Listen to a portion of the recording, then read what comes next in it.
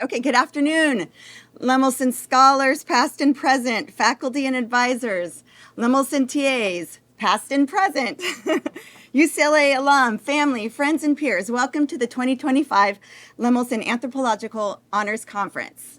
To open up, I'm going to invite Abby Bigham, who is the director of the program, to just say a few words before we start.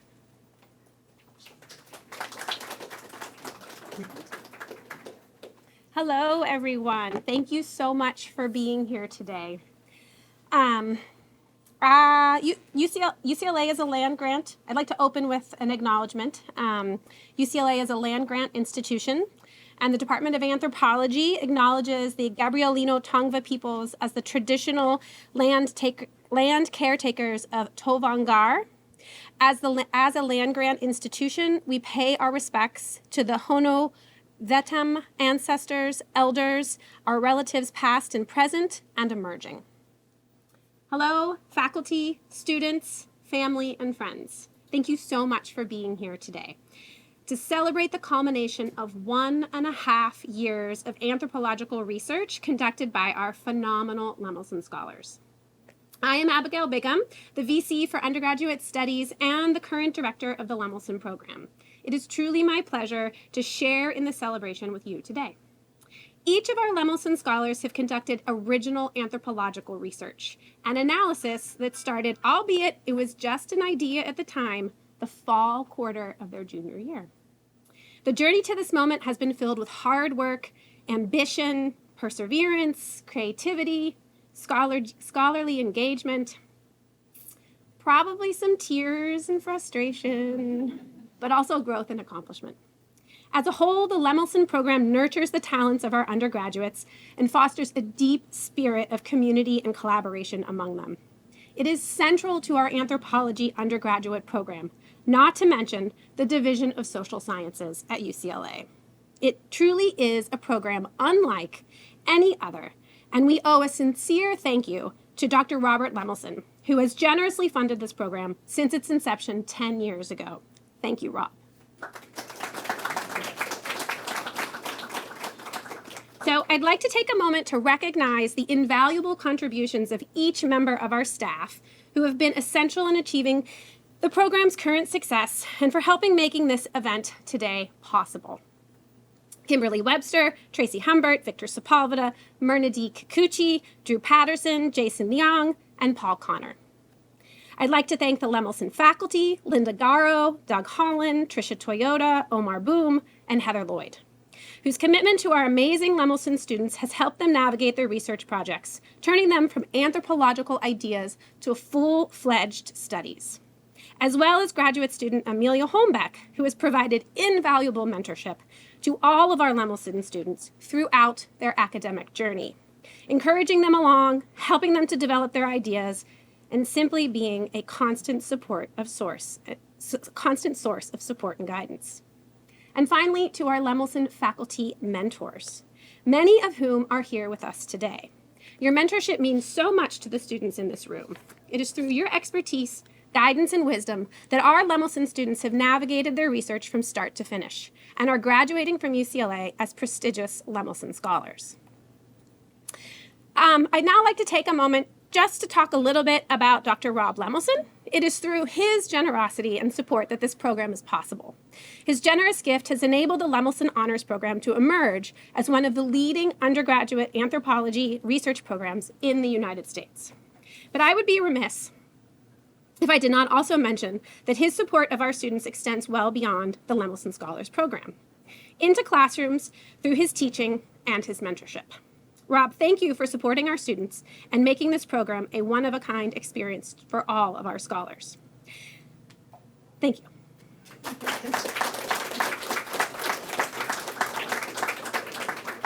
So Heather so kindly introduced me at the beginning, and now I get to introduce her now. So I'd like to introduce Dr. Heather Lloyd. Heather mentors our students during the final quarter of their Lemelson journey, guiding them over the finish line. She helps them finalize their honors theses and create the final presentations that we will enjoy today. Heather, thank you for all that you do. I'd like to welcome you to the stage to guide us as the MC of this conference. All right. Okay. Well, first of all, I just want to echo what Abby said, and first by thanking Rob and the Lemelson Foundation for funding this extraordinary program. And at this point, we have almost 150 scholars that have gone through this program, and so that's really incredible over the years. And thank you to our chair, Lori Hart, and program director, Abby, for their incredible support and guidance in their first year of being part of the program. And also, of course, Lemelson faculty and advisors. To Amelia, our phenomenal TA, we cannot do this without you, nor with Jason and Paul back there helping with tech. And then, of course, to all the professors, staff, peers, and family members, and friends, and who have helped these guys, along their journey as they finish up their honors theses and presentations.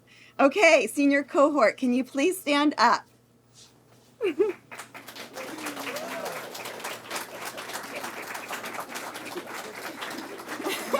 Turn around.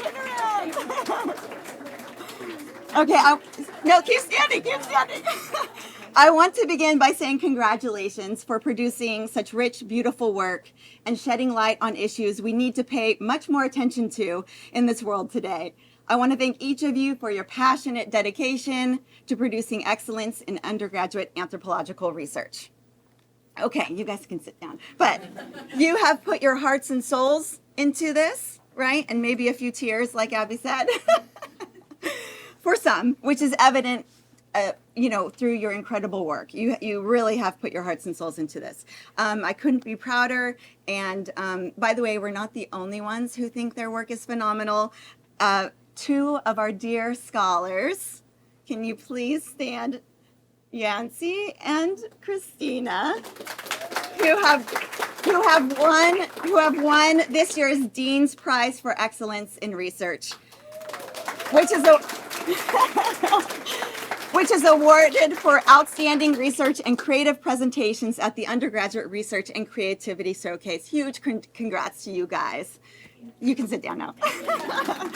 I also want to acknowledge Professor Jessica Catalino, who won the 2025 Faculty Mentor Award as part of the Undergrad Research Week, and who advised Christina over her past 2 years. Jessica, thank you for your unwavering support of this program and its students. Where are you? There you are. Okay. So today we're going to do a Q&A to discuss the students' pre-recorded presentations that I hope you've all had a chance to view already, and they are a delight to watch. And so through this Q&A, we're going to be able to delve deeper into the students' research projects and hear more from them about their findings and their process for collecting and analyzing their data. We're excited to hear from all of you in the audience, both online and here, your questions and your comments that have emerged from viewing these presentations and thinking about them. So we'll have each student receive comments and questions one by one. They will come up 3 at a time. I'll have them introduce their name, a little bit about their presentation, then I'll open it up for Q&A. We'll have the audience raise their hands both in person and on Zoom. And Amelia, our TA, our wonderful TA, will watch out for the hands. Watch out for hands online. And you can also write, everyone on Zoom, you can write a question in the chat, and we can also ask it for you if you'd rather do that. Each student will get about 8 minutes. You guys will get 8 minutes for your Q&A. Amelia will keep time for us, and then she'll let us know when we have about time for one question left. Okay, so let's begin. First, we have Yancy, Alex, and Sarah to come up.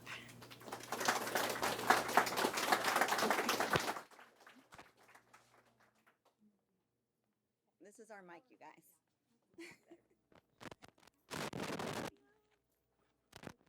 This is our mic.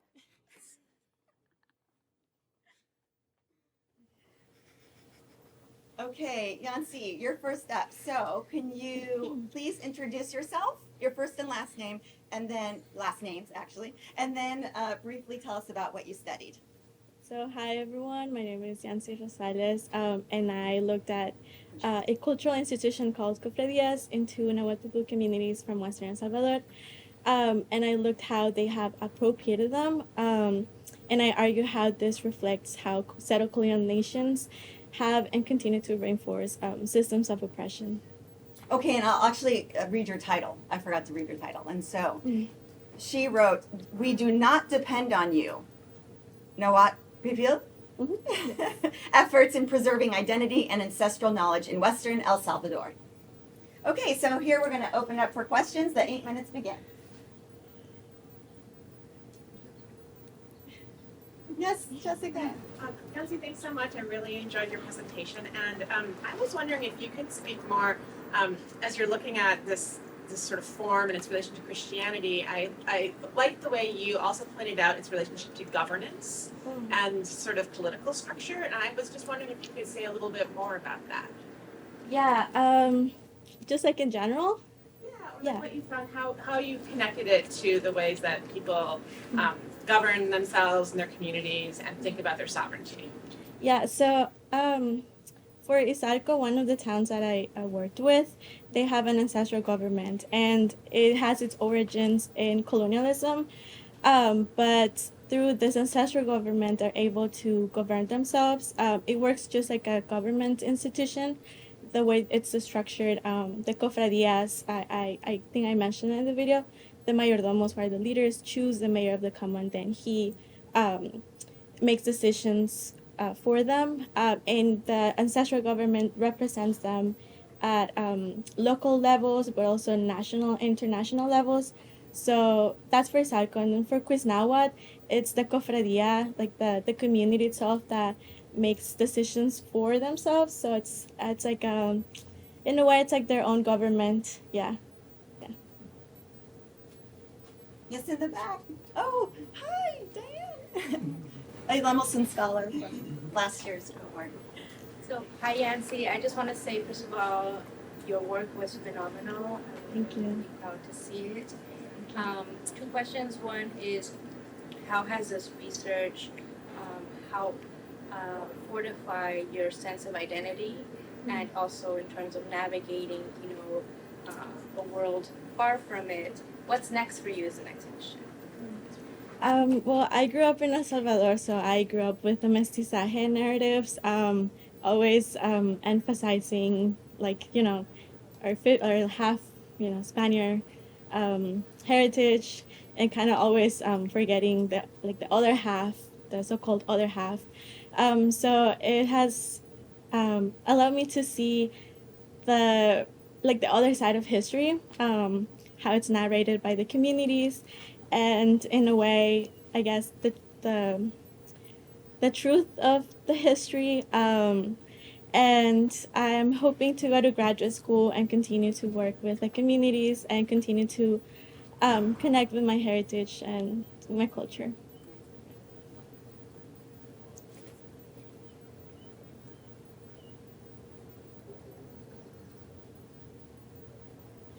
How does this self-governing group get along with the government of El Salvador? How do they coexist? So there's basically, as one of the participants explained, zero relationship with the government.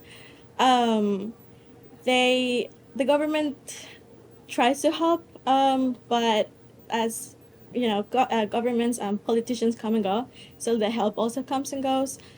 So the communities get any help they can get if it's offered, but they don't rely on that. They try to maintain independent from other entities, from outside groups, and everything depends on the community. Everything that is done is with the help of the community, the resources, the funds, everything is done by them.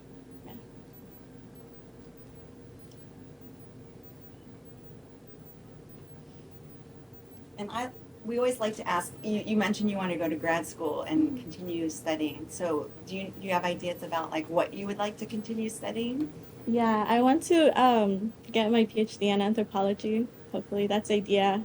I want to take a little break, like a 2-year break, but then after I do want to apply. Yes. And do you know what you want to explore when you apply? I think education, education in indigenous communities, because they're taught the same narratives that the rest of the nation state teaches, which is mestizaje, you know, the discovery of America. So I would like to kind of see how it's reflected in the communities, or how the education is taken by the communities and the children of the communities. Yeah. What was your process building relationships with the people that you talked to and getting involved in the community? If you didn't hear, you asked what is the process of Building relationships relationships with like with the community. participants and becoming involved in the community. So I began by just explaining my project to whoever I could talk to. I told them what I was trying to do, and they were very open. So, I started talking to a person in the street, then they told me to go somewhere else, and then they told me to go to ancestral government, and that's how I began to talk to more and more people.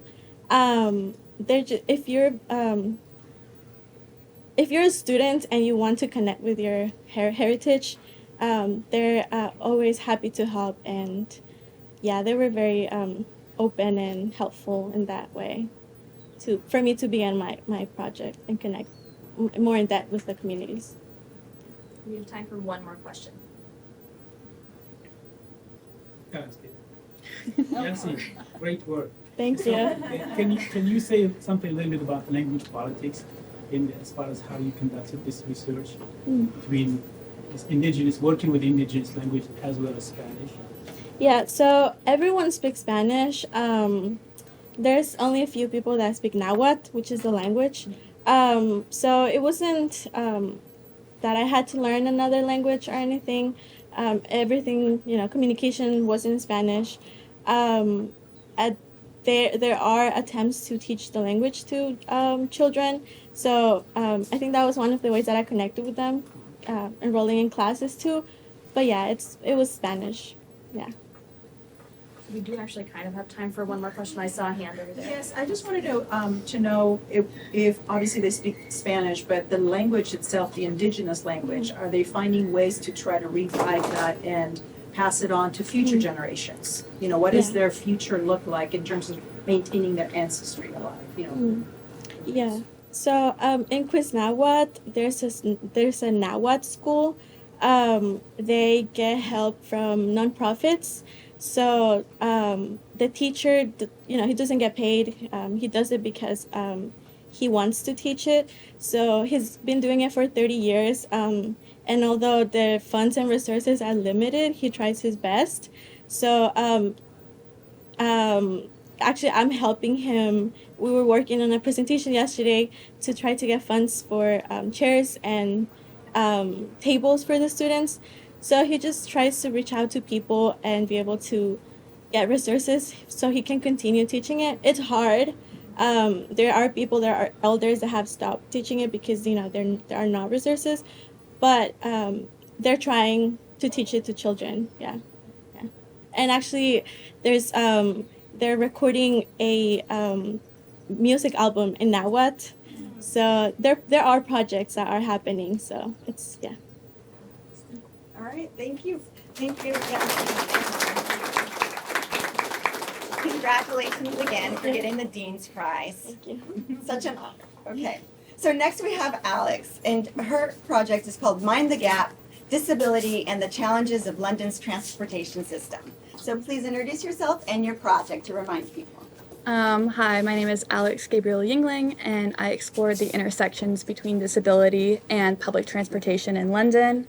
My main argument was that physical infrastructures, especially those tied to transportation, are a constant presence that influences an individual's sense of self, others in society, be that positive or negative, and that nonetheless, even though this space wasn't designed for my participants in mind, they still forged their own social connections and community within this environment.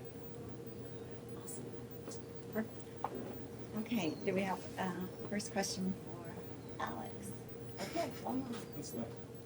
First of all, I think you're one of the best writers I've ever met here at UCLA as an undergraduate student. You write beautifully. Thank you. And my question has to do with what kind of advice can you give to the disability program here at UCLA based on the research you did in London? I think there's this gap between academia and the community where, I mean, the disability studies program at UCLA is phenomenal. They've launched the first disability studies major in California. And you learn, though, like a lot of theory of like, this is the social model of disability and this is how everything operates.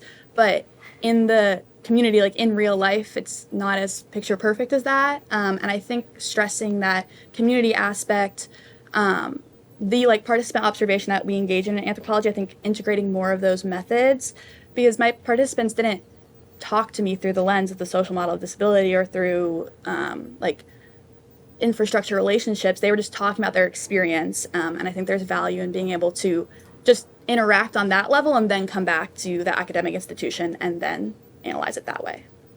Yeah. And we have a question from Kayoung on the screen, so we're going to Alex's advisor to ask a question. Alex, I'm really impressed with your video. I wonder how you produced it. It was phenomenal, right? Yes. So impressive. What is, your interviewees and informants their take on Mind Your Gap, that campaign, okay? So, yeah. So I mean, because you talked about what Olivia said and also Elizabeth, but kind of maybe putting it in a little bit more analytically, what would you say, their take on whatever government campaign, right? Mind Your Gap. And I think secondly,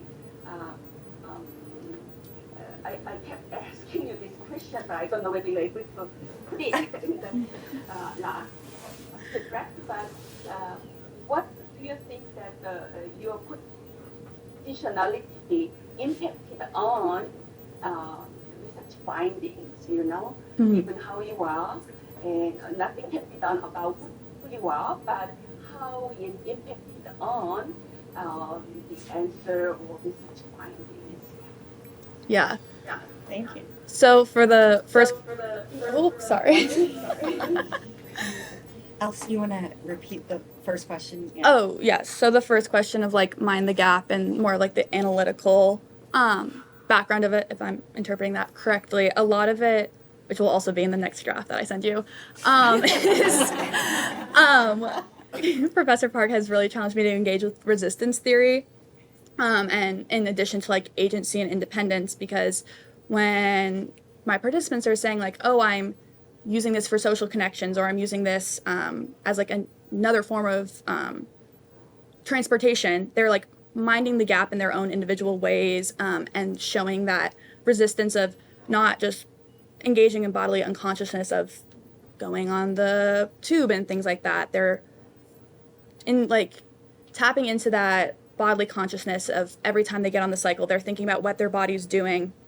And in that is almost its own form of resistance instead of just passively going out throughout London.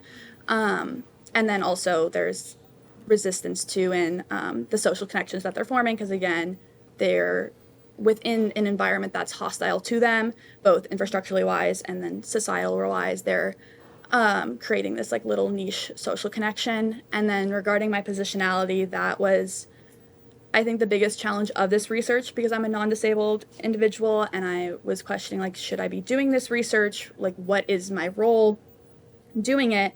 And I think, as I talk about in my video, accessibility work, disability work, it impacts everyone because we're all likely to be disabled at some point in our lives, or disability is this temporary identity where if you break your leg, you are temporarily disabled for that time period. And I think it's thinking like, what kind of society do you want to live in when you're older, and things like that.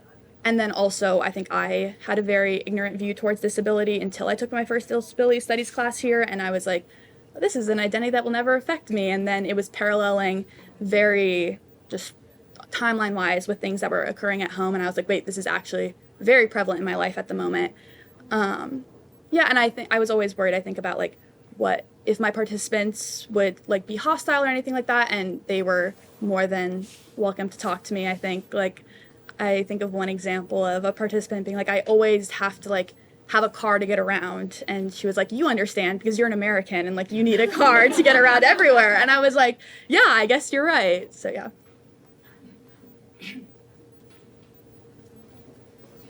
Wonderful video, very Thank you. evocative. I guess my question is, bicycling can be pretty challenging itself.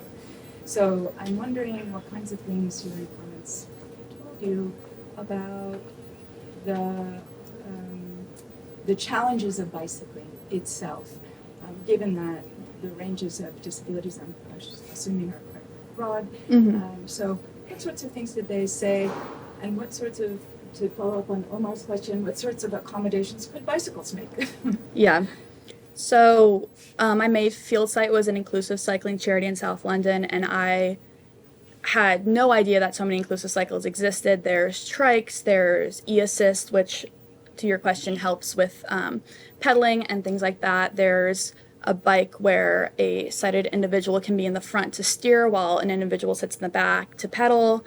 A cycle where you can load a wheelchair up to the front and someone can cycle behind. Like, there is any accommodation can be built for it.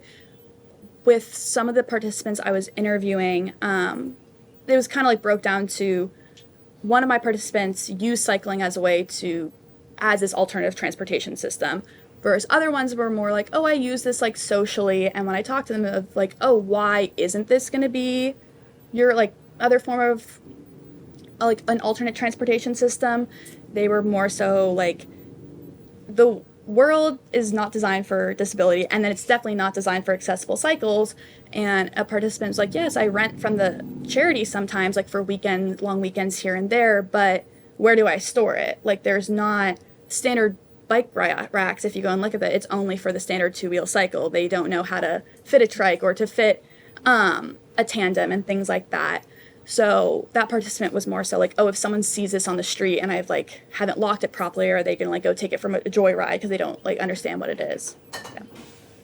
Okay. Thank you so much, Alex. Thank you. Okay, and next up we have Sarah, who created a presentation and, based on her research, a very individualized, personalized standard of care. Healthcare professional perspectives on integrative medicine. All right, Sarah, please introduce yourself. Hi, my name is Sarah Shimabukuro, and my research focused on interviewing physicians who practice integrative medicine.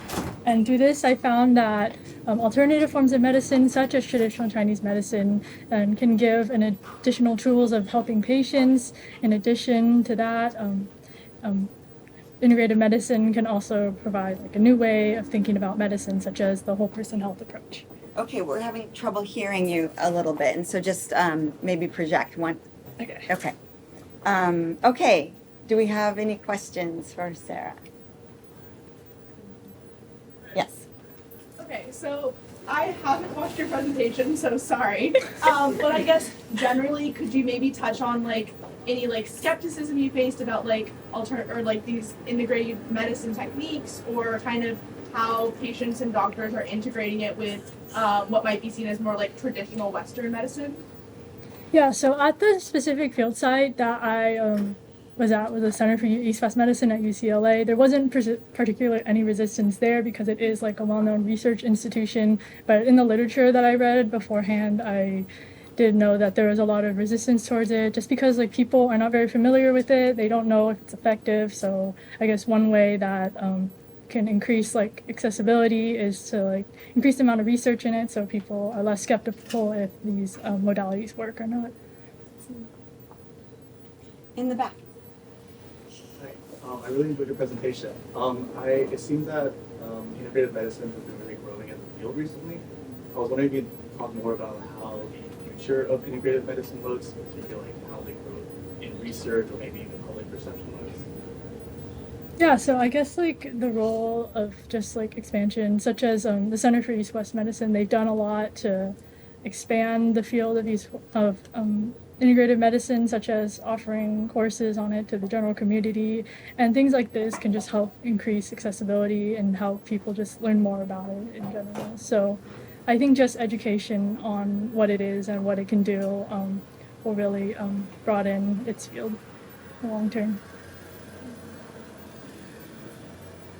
In your research, did you encounter any resistance from like insurance companies in being able, because I believe that integrated medicine sometimes is not generally covered, right? So is that something that you might foresee may change with more education?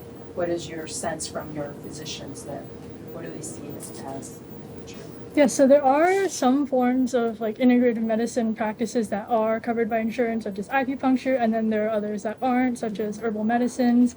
So I think just more, as I said, like research in like the effectiveness, so doing like clinical trials for these types of herbal medicines can help like get FDA approval of them, and then this will help, I guess, have it more in the field. I'll ask a question. What's next for you? Yeah, so after this, I will be applying to medical school. I do want to apply like what I've learned in this research program to practicing medicine. I think it's a really cool approach in treating patients. Yeah. So you want to continue with this type of medicine? Yes.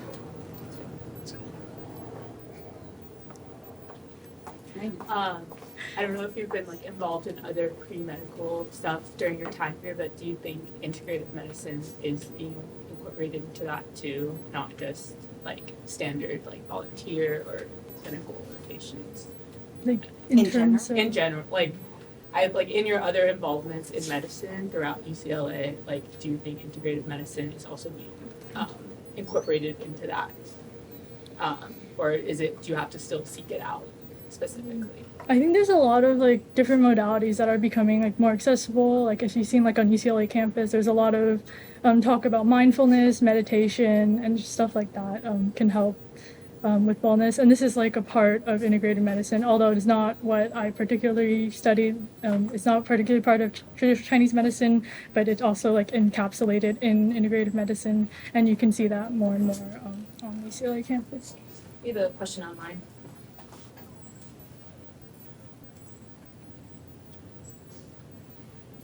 So, really enjoying the topic. As a candidate also in holistic medicine, what do you think the role is, at least in the West, especially in America and the United States, specifically?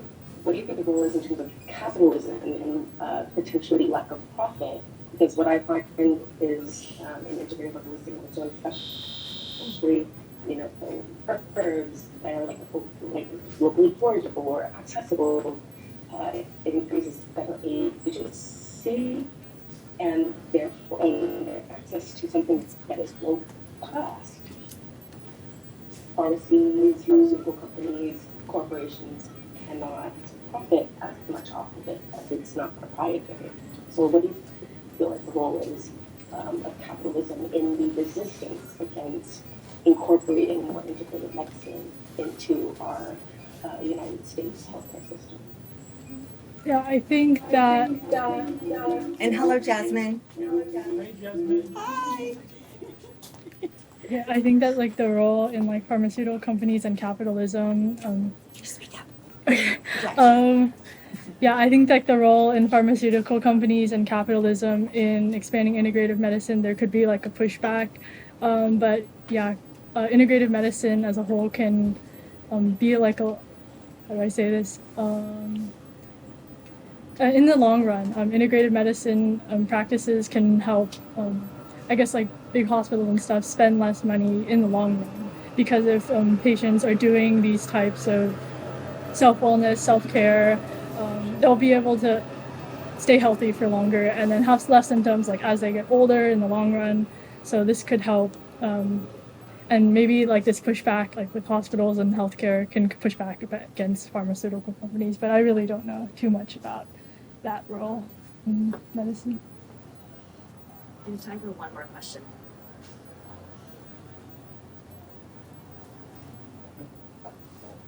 Is there, if we get, I was just curious, was there something specific in your personal experience that inspired you to pursue this topic within your research, or like what was the story as to how you arrived at this topic? Yeah, so I was always interested in pursuing medicine as a career. I've always been like into science, anatomy, and stuff like that. And when I joined college, I found an organization that focuses on like specifically on integrative medicine. And by going to like these meetings, I learned like about different modalities that I've never heard of before, and I just wanted to learn more about it and how like that can affect practicing medicine. all right, thank you all.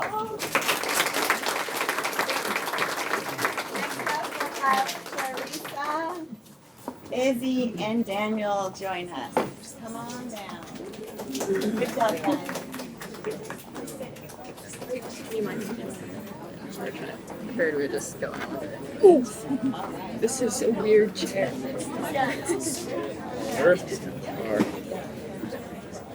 All right.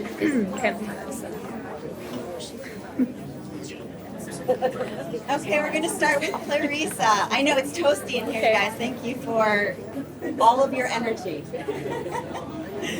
Clarissa. Okay, Clarissa, her presentation is Embodied Expertise in Uncertain Medicine, Navigating a New Diagnosis Through Illness Narratives. So can you please introduce your project? Sure. So I'm Clarissa Lesky, and essentially what I discovered was people navigate uncertainty in this liminal space through the stories they tell. And the stories they tell also articulate and construct a certain embodied expertise that I urgently consider all of us to listen to. That's the gist of it. Yeah. Any questions? She's gonna ask you something. Yeah. Could you give the background as to how you arrived to this research? Give the background as to what drove you to select this as the topic of your research. Sure. So what drove my interest and passion for this research is I'm diagnosed with CMT SORD myself, and having a rough experience with the healthcare system has made me realize there something's like, this isn't right. You know, we need to respect patients as individuals and as people and experts in their own right. And through speaking with other people, you know, who have CMT SORD, I only kind of like it bolstered that sense of like, yes, like we are powerful, and you know, we know how to navigate, you know, very tough, you know, portions of our lives. Yeah. So definitely rooted in my own experience. Yeah. Yeah. Oh. You guys should go first. Hello.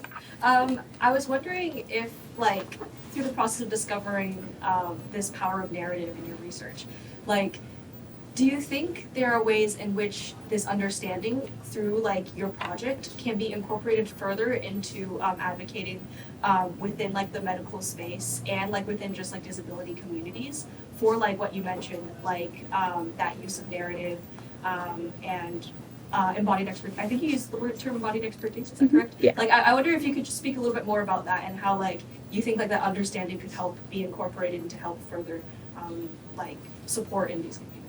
Mm-hmm. So if I understand, how can the understanding and listening of people's narratives help empower and, like, incorporate into healthcare to get better healthcare? Yeah, within healthcare and within communities as well, just like within like these areas in which you've seen. Yeah. Sure. So to that, I'll actually offer an example from my research. So I had many patients, but we'll focus on one, and I call her Elizabeth. So Elizabeth deals with excruciating stomach pains, and you'll notice Shannon also did too, but she was not yet diagnosed with CMT SORD. She was in her 20s, she's now in her 40s, and was diagnosed 5 years ago, of course. And so she's been telling her doctors, I know something's wrong physically with my body, but I think it's also connected to my stomach because I vomit everything that I eat. I do not feel well. You got to help me. I feel like it's, you know, these need to be related. And her doctors were like, oh, here's some anxiety pills. Like, you're fine. You know, like, you don't, like, you're a new mother, like, you're stressed out. So if we would have just listened to her narrative of, I think that there's something deeper, like, there's something physically wrong, like, they wouldn't have diagnosed her with CMT SORD because it wasn't discovered, but they would have been like, all right, let's try to find some solutions. So in the absence of solutions from the medical community, she actually stopped eating foods that, like, made her stomach upset, and that seems very simple, but her doctors were like, don't do that because there's no evidence to suggest you should. So I'm not sure if that answers your question, but if we were to just listen to, like, when I do X, Z happens, and the doctor's like, no, actually that's not true. No, actually, listen. It's very simple, just listen. Yeah. Mm-hmm. Hi, Clarissa. First of all, I love your presentation. I also wanted to ask, in your presentation, you talk about like two individuals that kind of individually have built narratives around CMT SORD. Mm-hmm. But you also mentioned that you have gone to conferences and talked to, communities online of people with CMT SORD trying to make sense of their condition. So I was wondering, like, could you speak a little bit about collectively how people come together and use community as a way to also build narratives and like share expertise? That's a very good question. So how do people come together in especially a digital space? Because there's no CMT SORD village, right? I noticed that through Facebook. Right now that seems to be the hot spot for people with CMT SORD. And how they kind of co-create a narrative is they continuously ask each other questions of, do you feel this way? I feel this way. Do you guys have the same experience? So it's this constant back and forth with people, and even people who don't know if they have CMT SORD. Like, they're all kind of in this place of uncertainty, and they're picking up the pieces to try and establish some coherence. And it doesn't always work, but I have noticed the progression throughout the years. When you go back into the archive, there does seem to be this sense of, like, they're moving towards a place of more coherence. I don't know if that answered your question, though. I think it, okay, yeah. Yeah, well, I had two questions. One was for you to, I was gonna ask you to elaborate on the embodied expertise part, but you have done that a little bit. So I guess I'd like to know, since you have your own embodied experiences with CMT SORD, was there anything through your interviews or your fieldwork in general that surprised you? Yes. One of the things that was most surprising, and since I have such a small population size, I can't necessarily say, like, this is true in, like, always, but I've noticed that the men typically, and a few of the women actually don't really place a lot of weight on their diagnosis or their illness experiences. I describe it as indifference. They're like, yeah, I have this, I go about my life. And that's the pattern. The through line is they haven't had maybe a really deep turmoil within the healthcare system. They've gotten diagnosed very quickly and they have a very supportive environment. But that was surprising because of all the stories of pain and heartbreak. You have this group of, like, I'm chilling, I'm fine. And I'm like, that's great. I did not expect that. So that was very surprising. One quick question. I believe we have one online. Oh, online? I don't know if Professor. Oh, John Chixos potentially on there? Yeah. Great. He's my mentor. Is it my turn? Yeah. Sorry. Hi everyone, and congratulations everyone. Most of the questions that I wanted to ask have already been asked, but I'll ask the simple question then. What is next for you and this project, Clarissa? What is next? What is next?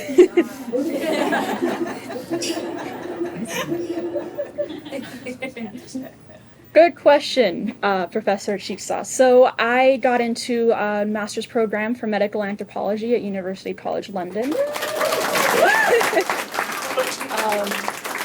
So so that's my immediate next step and on to writing another thesis. And then after that, I want to go into the corporate world maybe with doing research, maybe with even a nonprofit. But I eventually want to get a PhD. But no matter what I'm doing, I'm going to continue cultivating ties with the CMT community and interacting and meeting new people. Yeah. Okay, that's it. Thank you.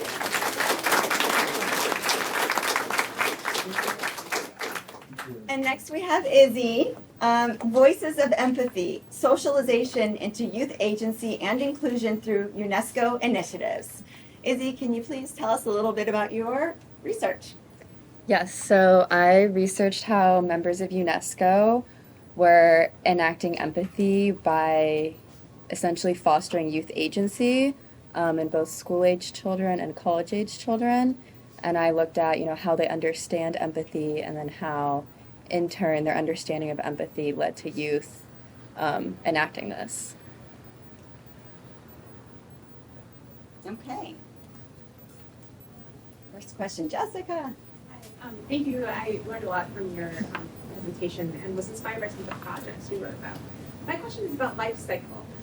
So I really loved the way you talked about empathy, but at the beginning you were talking about how UNESCO didn't view youth as just like adults in waiting, but kind of had a different approach to what youth can do. And I was wondering what implications you thought this had for the way that we do or should think about the life cycle and the role of youth. Yes, no, this has huge implications. Pretty much universally, children are viewed as adults in waiting, and it affects the way, I guess, we are also adults in waiting, the way we're spoken to, the things we are told about the world, and just how we go about our lives. And I think it does have a huge impact on youth's role in society and what they can do.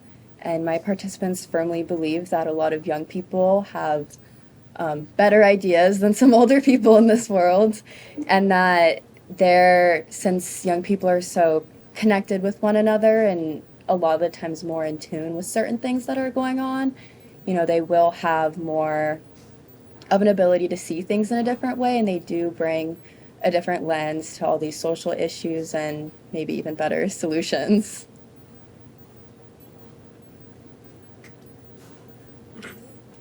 In your video, you discussed kind of like a really like big division between like young people, whether it be young adults or youth, and like older generations. Do you see that relationship through like the organizations that you worked with? You see that going on the mend? If so, how? Or if no, why not? Yeah, no, definitely UNESCO and all the individual organizations in Ireland, I believe they do work really hard to mitigate it, but at the same time, nothing is perfect. And some of these youths who have participated in these programs have said, while they did feel included in certain things, like, oh, the teacher talked a little bit too much, I wish like we had the chance to talk more and things like that. So I think it is a process, especially since it's a relatively new idea in the past 5-10 years or so. But yeah, I do think that their ideas are being practiced, but it's a slow process.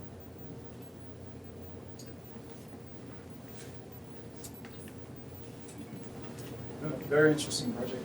I'm curious about what kind of things were the people who were taking these workshops taking away, especially in like the college age students. Like what did they see as the main takeaway of those kinds of workshops, and did they have an interest in returning or continuing those dialogues if they're able to have them? Just that, very curious. Yeah, so like the more the college age kids that participated in the Youth as Researchers program, they actually, a lot of them became involved in policy at like the local level or even at the international level with UNESCO. And it's sort of an unconscious thing, but it really helps them become involved in their community when they're given this agency to research things that they care about.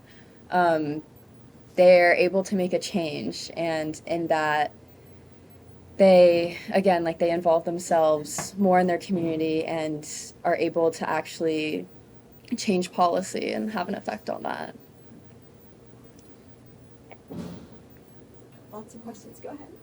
So what was your motivation for picking the location to study, and are they doing anything different there than maybe anywhere else in the world with UNESCO? Because empathy is not too prevalent in society right now. So Yes. is there something fascinating happening there, and that's what you were there to do? Yeah, so Ireland actually has a lot of empathy education programs coming out right now, and there's a lot of research being put into there. But honestly, I mostly chose Ireland because I do not speak another language. And I would like to have traveled somewhere. And when I was looking at places to go and, what all these countries were doing with empathy, Ireland has a lot of research and programs coming out of there. And actually, it's interesting. A lot of these researchers in Ireland who have created these programs, a lot of them refer to Barack Obama and how he has said that we need empathy in our lives, and there's not enough of it right there. So coming out of 2017, 2018, in 2017 they made empathy education compulsory in Ireland, and that's when the wave of this started happening. We have a question online, and then Omar has a question after. Yeah. Your advisor's on the line. Jason. Oh. Hi. Hi, Jason. Hello. Congratulations. Hi, everybody. Sorry I'm not there, but I'm just got a few places closest you're going to get. So I wanted to just ask you to reflect a little bit more, stepping back on the political side of this. I mean, you mentioned Barack Obama and the empathy deficit, and a lot of the work in anthropology that's looked at empathy has thought a lot about different ideologies of empathy and cultural conceptions of empathy and how different those can come from one place to another, how appropriate it is or how violating it might be to have express empathy towards another, perform empathy. So I guess just in terms of the contemporary political situation here in the U.S., where not only are there some folks associated with the administration who would say that empathy is not helpful. They would say it's what has been responsible for the decline of Western civilization. I mean, these are some pretty big statements, and the political stakes are pretty high.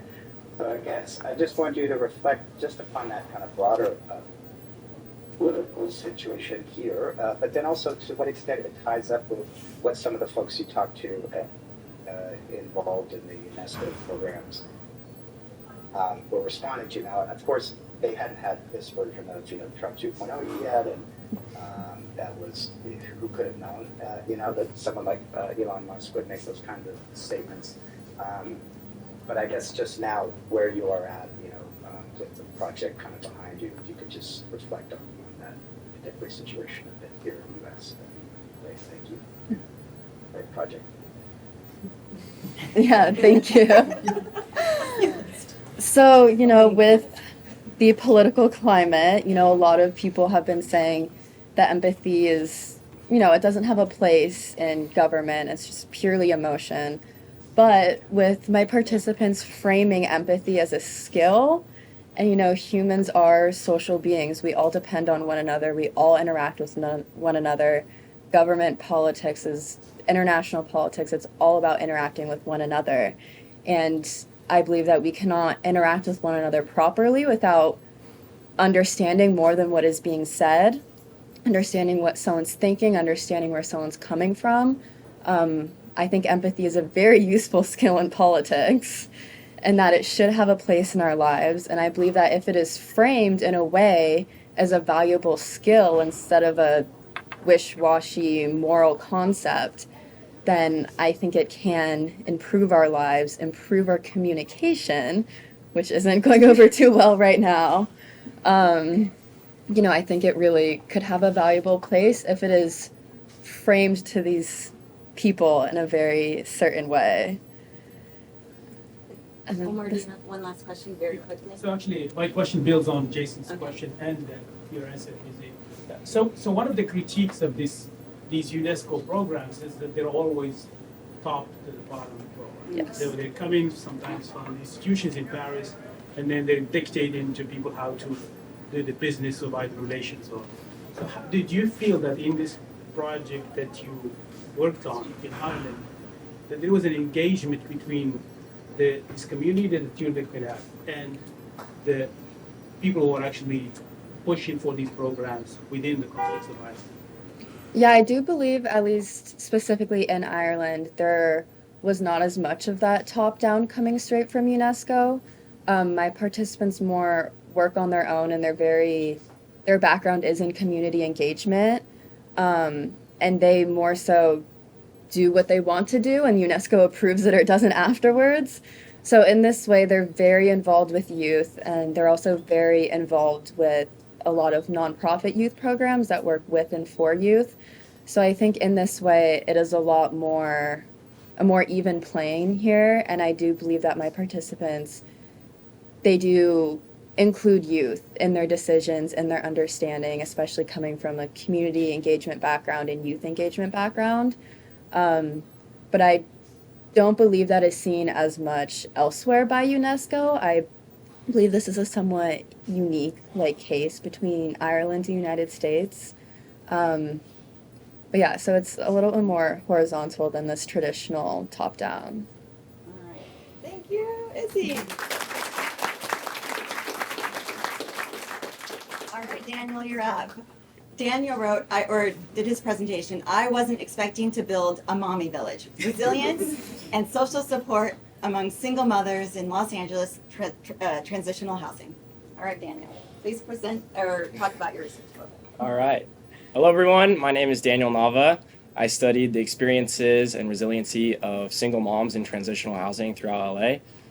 My main argument was that in the absence of traditional support systems and limited resources, these women were resilient through their use of social capital and different coping methods. First question for Daniel. All right. Yeah, what would you say was your most meaningful experience working with these mothers in transitional housing? I had a moment towards the end of my field work where I was able to use my van. So I have a Sienna, 2005 Sienna. It's kind of banged up, but it works. And I was able to use that to help one of the mothers move into their permanent housing, which was super special. And yeah, that was super meaningful, just seeing her come in and work through all of these challenges and then finally secure housing and being able to as an anthropologist, you do a lot of observation and you're talking to your participants, but you're not able to tangibly help in a lot of ways. And so that was one way that I was able to help them out, which was cool. We have Jesse in the Daniel, I was really impressed by your project, and I was curious about a couple things. One was what led you to research this particular subject, and I was also curious if you're going to continue with the research and what you're going to do next. For sure. Yeah, so this subject kind of hits close to home. During high school, I went through a similar experience with my mom and my brother. My mom's on the Zoom. I love you. But yeah, that was super motivating. Initially, I went in just trying to study families in transitional housing and understand their experiences, their resiliency. When I came back, I had a lot of data, and I had a lot of really interesting data on these single moms, and I thought it'd be a wonderful way to honor my mom. And then moving forward, I hope to do a master's in marriage and family therapy with Daniel, this guy. Yeah, and it'd be part-time, so I'd be working full-time. And right now, I had an interview this last week with LA Family Housing, so hopefully doing case management or something like that to be more involved in that way and give back. Congrats. Oh gosh, so many hands. Rob. And Rob is your advisor also. Yes. How do you think you'd use your knowledge, your anthropological knowledge in this project, and you're going into a different field and into a different career with different methodologies and different foci? Sure. I think something that I'm really going to take away is just the diversity between people, understanding that people might find themselves in very similar situations, but that could be for a multitude of reasons. We don't live in vacuums. We all have different experiences that we experience, and I think addressing people's problems with that in mind and looking at things holistically, kind of like Sarah, with the integrative medicine. So the same way, trying to be integrative with the way that you approach problems and not just like try to fix the issue, but what's behind the issue, and why are all these things taking place. Okay, Doug and Omar. Okay. Yeah, Daniel, I really appreciated your project. You did a fantastic job. You and I had a lot of conversations about your work. You can't put everything in the video presentation, which was really good. But one of the things we talked about was that you mentioned that a lot of these women had children with special needs. And I was wondering if you could say a little bit more about that, the sort of additional challenges that they face because of that. Yeah, that was something that was actually really surprising. I would say around 50% or more of like the women and the families that I encountered and interviewed had children with special needs, which makes situations or their situations like even more challenging. A big issue that they were running into was trying to figure out the education for their kids, and so transportation is a huge thing. Obviously, if they're special needs, they can get accommodated transportation through like special buses, but even then, like sometimes it didn't work out, or it's the beginning of the school year, and obviously, they're in transitional housing, and so these aren't permanent housing situations for them. And so it was really difficult for some of the mothers. They had to commute like 30 minutes to one school, 30 minutes to another school just to get their kid in the right program. And then even then, they're having to deal with and try to manage all of their children by themselves, and that can be a lot of pressure. And yeah, that was just something that was very heavy, and I talked about it a little bit in my thesis. It wasn't able to make it into the presentation, but I think that should be explored more moving forward. Yeah. Daniel, I think you're one of the wisest and most level-headed people, and we're lucky to have you in the program. So I enjoyed a lot of conversations with you. And so my question has to do with, you don't talk a lot about it. Do you think that one of the ways that these women have been able to stay resilient is that there is some type of faith or religious-based connection there? Yeah, well, thank you, first of all. That means a lot. Yes, a lot of these women did have religion or faith, especially like Christianity. I know that the Mommy Village in particular, they all would try to like carpool and get to church together on Sundays. And so that was a big thing, like being plugged into a church for them. And I talk about this in my thesis too, but another like major motivation for them was just their children. They love their children. And, I know my mom loves me, and I can see like that's a reason that she, was deciding to push forward, and that really motivated her. And seeing that, especially with these women, they're in these really tough situations, but they have their kids that love them, and they love their kids. And it was special to be able to go into their spaces and see how they've created, these play areas for their kids. And it's basically, it takes up their whole house, and like their kids are their whole lives. And that was heartwarming. Yeah. One more question. I have one question about the presentation. That was one of the videos that caught my attention when you was reviewing all the videos. Actually, my question is in between their questions. How do you pinpoint the people that will be participating in the research? Like, how did I find the? Let's say respectfully, because I'm not an anthropologist, but it's like it's not that you can just go and say, Oh. Yeah. It's like a question about passion. How did you get your informants? Oh, how did you? Yeah. So, I was able to connect with like multiple transitional housing facilities throughout LA at the beginning of the summer. It was really cool actually. With one of them, I was able to like help out at their kids camp and just get familiar with like all of the different like moms. It was cool. We got to go to Universal Studios, and they like paid for the whole thing. We got the fast pass, so we were like going on all the rides. So that was really awesome, and I think a lot of it was just familiarizing myself with the different people, and a big part too was just explaining my positionality. Like, yes, I've like gone through a very similar experience, and it was cool as well. I think the little elevator pitch was like, you get a $50 food gift card, and then every time we meet, we get to like eat together. And so I was able to like buy really good food for them, and we were able to like share special moments together. So that was cool. But I would say, yeah, a lot of it was just meeting random people. And like I said, I went into it initially trying to study families, and then throughout the research, it kind of narrowed down to these single moms. But that was just kind of happenstance. Yeah. All right, that's it. Thank you.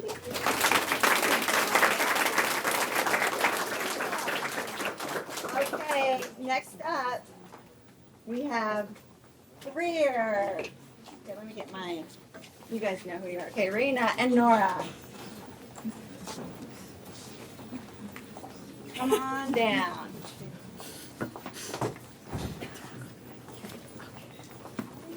It's kind of scary.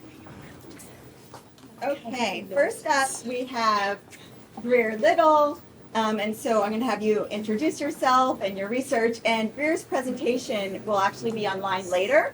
And so she will actually speak a little bit more about her research, since no one has seen it except for me.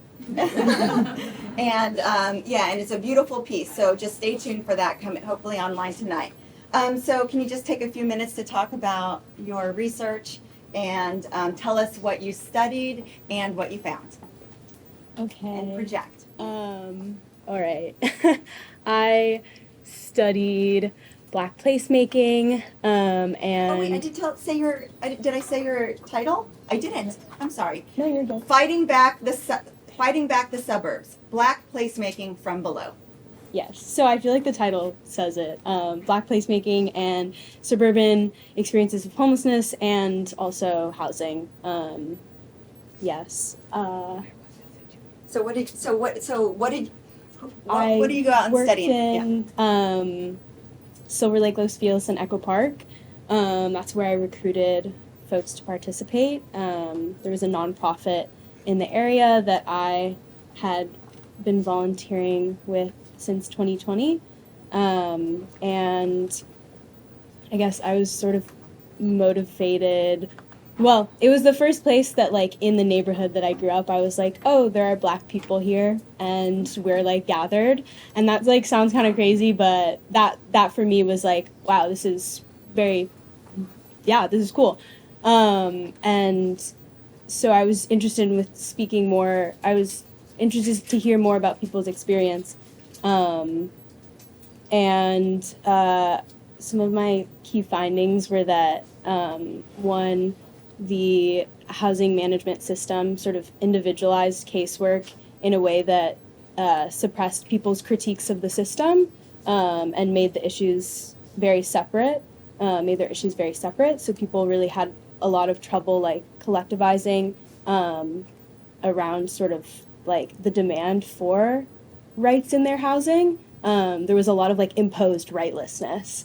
And then another thing that I found was actually that people's participation in the neighborhood sort of implicated them in belonging, that there wasn't this, like, oh, I'm separate from. It was like, no, I'm here, I'm participating, and therefore, like, I belong here. Or belonging wasn't necessarily the concern.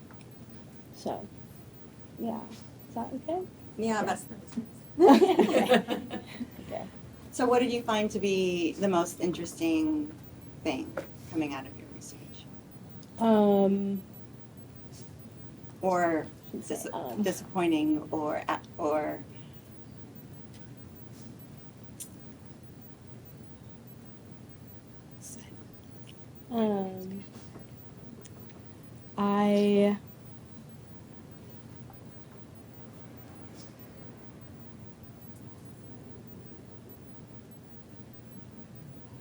Oh my God, I'm so sorry.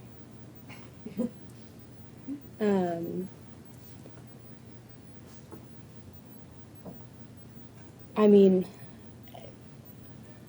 for one, like, the term homeless management is, like, very, it's an important way, I think, of sort of recognizing that, like, there aren't necessarily, the solutions that we have aren't necessarily going to solve homelessness. I'm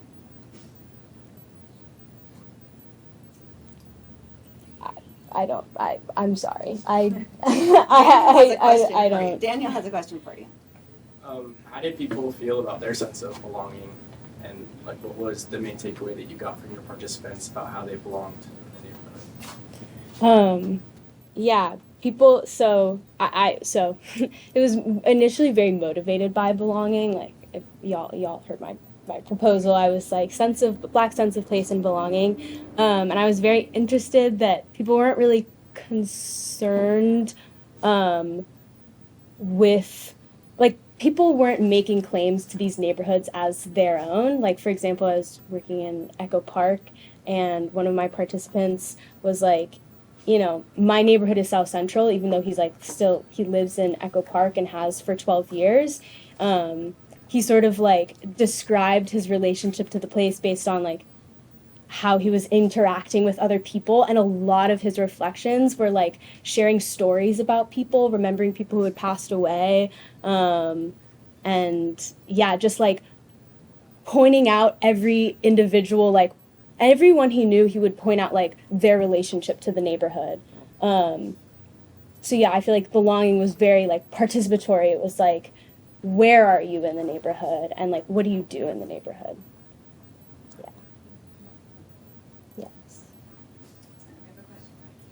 You mentioned how like current systems in place really don't offer us like meaningful solutions for homelessness.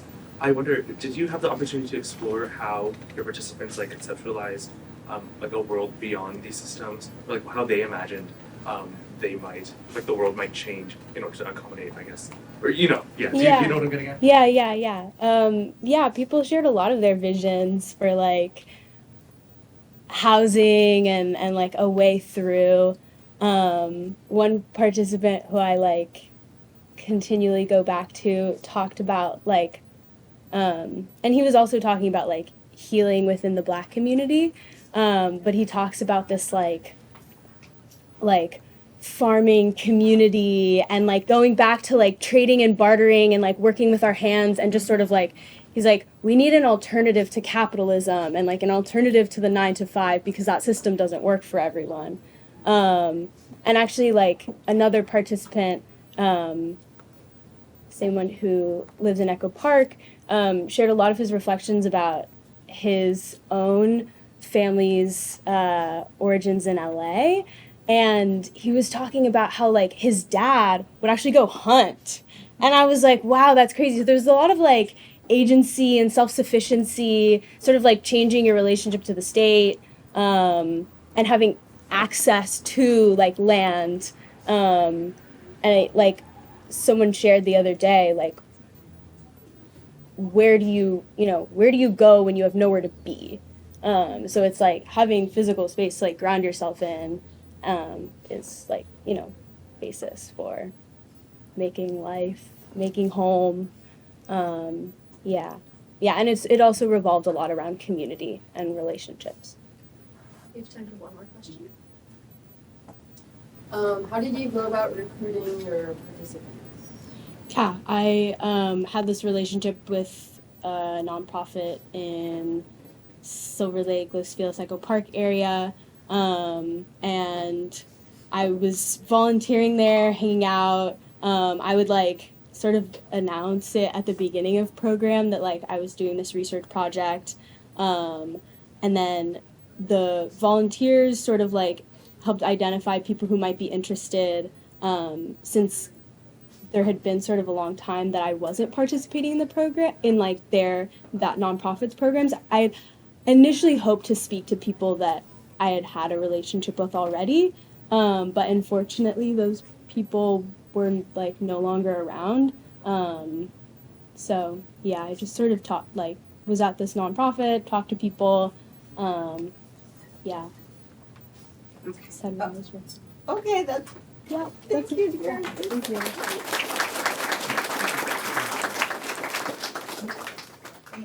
Okay, and so now we have,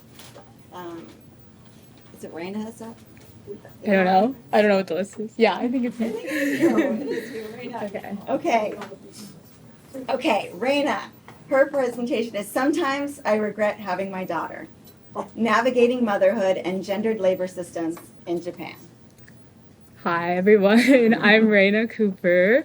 So yeah, my project examines the experience of mothers in Japan as they navigate gendered labor systems and cultural ideologies, and specifically explores how motherhood is constructed in broader systems of welfare and political economy, and how women contest or wrestle with their identity as they compare it to what these historical constructs are. Yeah. Oh. I really liked your video. I really liked your presentation. I guess the question that I have for you is, how do you feel that the gender roles towards mothers in society influence the social and academic pressure on the children, specifically the girls, in Japan throughout their adolescence, you know, like with their mother losing them? Sorry, can you repeat the question? Pretty much. How do you think that the gender role that mothers have, that you explained in your video, how do you think that that affects the way that they raise their daughters, especially in terms of academic pressure and their future? Yeah, well, I think things are definitely like changing in Japan as I talk in the video. I think it's becoming way more normal for women to go into the workforce and pursue higher education. And so I think that's where a lot of tension comes from, is because, and this is not just in Japan, this is in a lot of like post-industrial societies, but women have this, you know, the double shift. That concept has been around for a while. But you have this expectation to get a higher education, participate in the workforce, but, and I guess it's framed in the narrative of feminism, but I think, and freedom, but I think if you examine a lot of like the policies and cultural ideologies, it's really part of broader like national economic agendas that aren't really accompanied with supportive with change in institutions and structures. So in terms of how they're raising their children, especially girls, I think that's something I didn't really talk about that much with my participants, but I know one of the mothers I talked to, she was a single mother, and she was asking me all these questions about education in Japan, in America, actually, because her children are half American, but she was, you know, it really wanting to set up her kids, I think, to maybe not have to experience some of the struggles women face in Japan. I don't want to oversimplify it in that way, but I think women as like the managers, not only of the household and of cooking and chores, but they're also the managers of the emotional development of children and the educational development. So yeah, I hope that answered your question. Thanks so much, Rena. I thought you did such a great job in the presentation of combining some of your interview data with things like policy analysis and some of the basic statistics and whatnot, so thank you for that. One piece you meant, and that opening quote is just, you know, that's in your title, is so intense.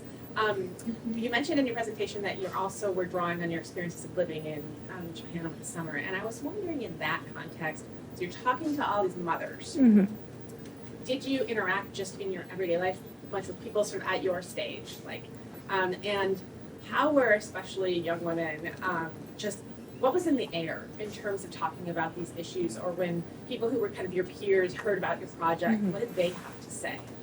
Thank you for your question, Jessica. Yeah, so a big way I started getting involved in Tokyo was actually through playing like pickup soccer, and I was actually interacting with a lot of men when I was doing that. So I think that always would give me a very interesting perspective. And like, this is a very small thing, but when we would play, they would be like, "You can't play goalie. Like, girls can't play goalie because."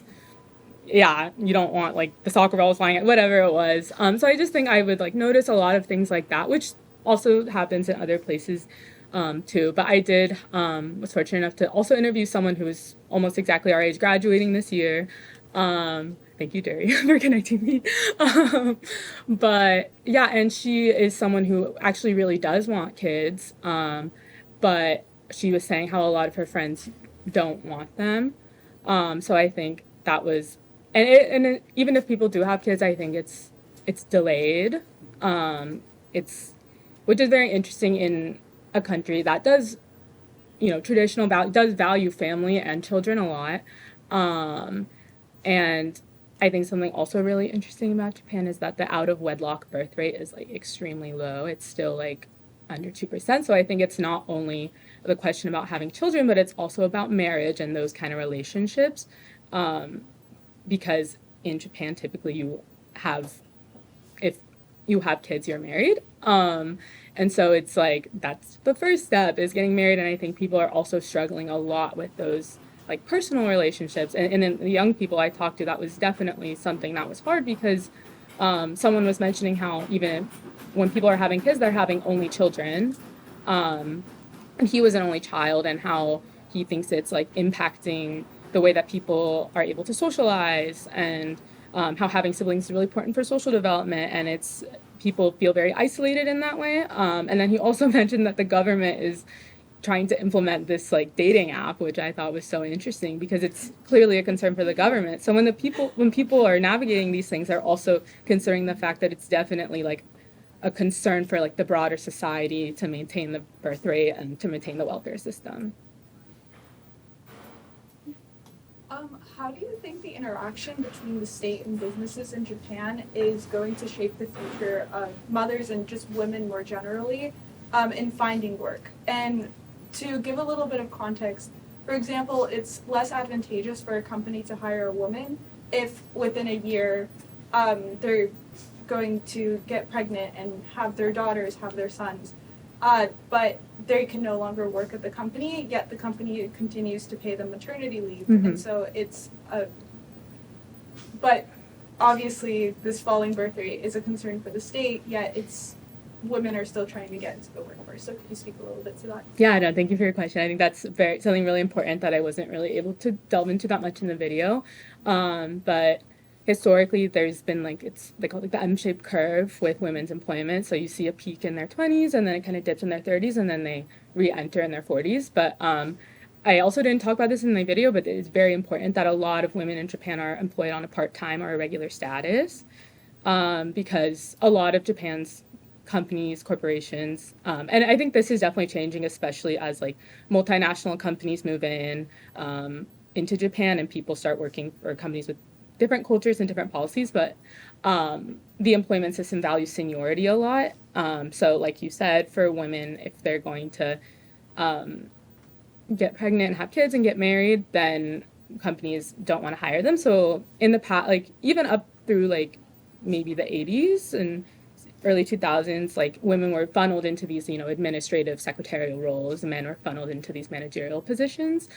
And so that's why a lot of the women I interviewed were not in these like secretarial roles, and that's where the challenges happen.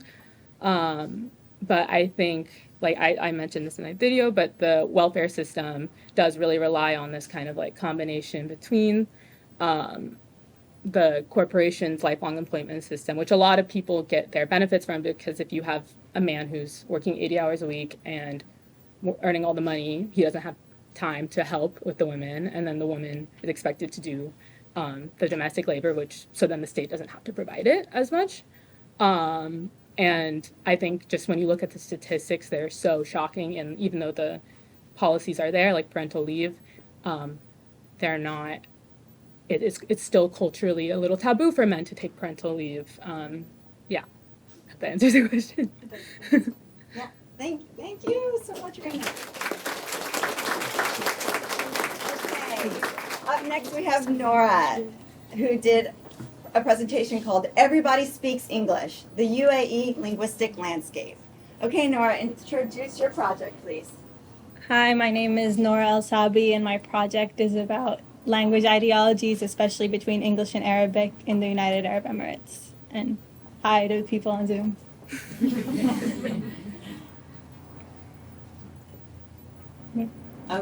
Okay.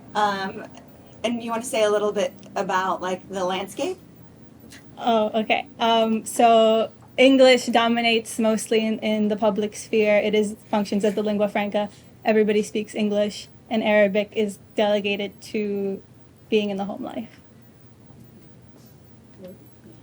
I just loved your presentation visually. It's just spectacular. I just want to congratulate you on that. And I'm curious if you could say more about how you came to those skills and so on. I also just wanted to remark on the way in which you presented the contradictions of cultural and political power in your presentation, which is a really hard thing to get at and very subtle. So thank you for that. And then also just to hear more about your use of art and how you think that this kind of visual presentation can help us understand what you're saying.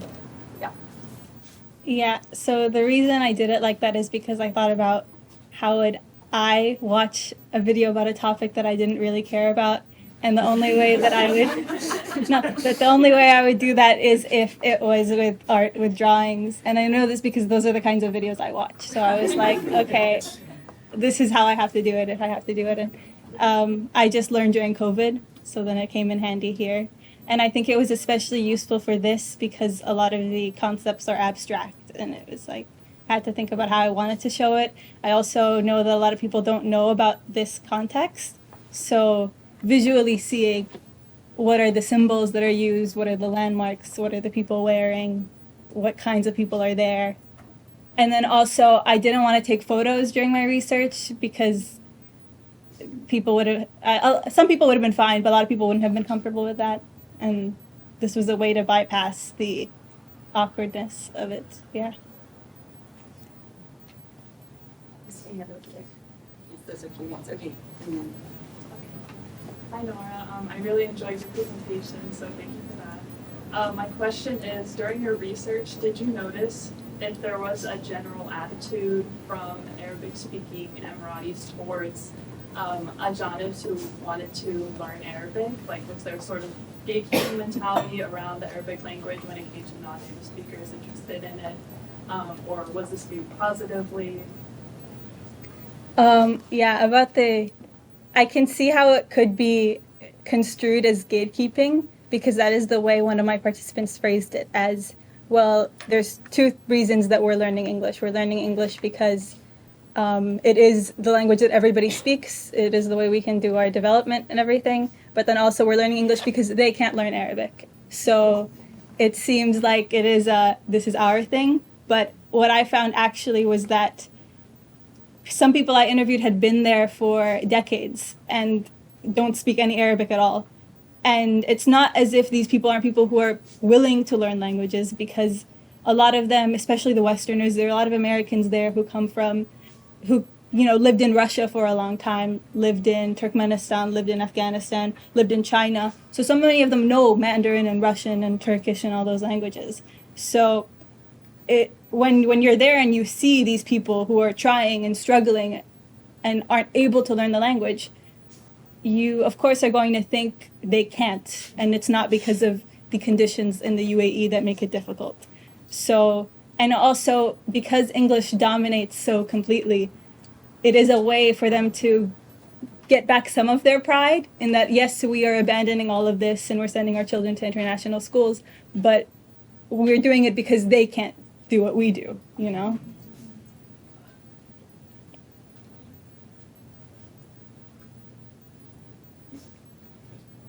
Okay. So yeah, I just wanted to say I really liked your video and the visuals. It was very easy for me to follow along. One of the things that really caught my attention was when you talk about this tension between what languages some people in the UAE think other people should speak versus the languages that people can actually speak. And I'm just curious, throughout your research, did you observe that any of these ideologies were racialized and that certain populations were held to a higher standard than others in terms of, if I speak Arabic, my kids should speak Arabic and vice versa? Yes, there was a lot of that. A lot of it is racialized. Something I didn't get into, but does play a big part of all of this, is that it is a class thing as well. And in the UAE, there are a lot of laborers who are the only ones probably who do tend to learn some Arabic, and it's called Gulf Pigeon Arabic. But it's seen as lesser than, but it's assumed that they know it, and that's how local people, Arabic speakers, would communicate to those foreign laborers from South Asia. So there is an expectation there that they should be able to learn this, lesser form of Arabic. And yeah, and that was one of the big things. Is there anything else specifically, or? Yeah. I love your presentation. Thank you. I want to hire you. I don't know. You haven't said yes yet, but I still want to hire you. So my question has to do with, in the United Arab Emirates, you have all these different populations coming from all over the Arab world. You have speaking different dialects. So what where does the Emirati dialect comes in as far as the rest of the other dialects that are, whether Egyptian or Iraqi or Kuwaiti and so on? Yeah, the Emirati dialect is a signal along with the dress of this superior social status in the society. And an interesting thing that happened very recently is people have been talking about this new law that people who are not Emirati citizens are not allowed to wear the traditional dress and not allowed to speak with a local dialect in any public place. And I think that is a demonstration of wanting to limit it into this exclusive sphere of people, and also to, I don't know, but yeah, there is that aspect of it. I think though that the Emirati dialect doesn't take a lot of different connotation compared to, Kuwaiti or Saudi or Qatari. It's kind of, they all view each other as the same. And it is, but also there is the aspect of the Shihi dialect, the Habsa dialect, there are different dialects that within different tribes they speak them. And there is a little bit of shame associated with that. Like if you go to a school and somebody greets you that way, you'll respond to them in the standard Emirati dialect instead of that dialect. But then there's also the pride, of this is our ancient thing, and everybody says that our dialect is the closest to the original Fusha dialect. Of course. And yeah. Okay, Nora, thank you so much. All right, guys, thank you very much. Okay, final group is Ilana, Victoria, and Christina.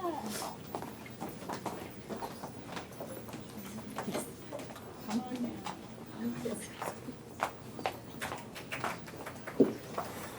Okay, we're gonna start with Ivana.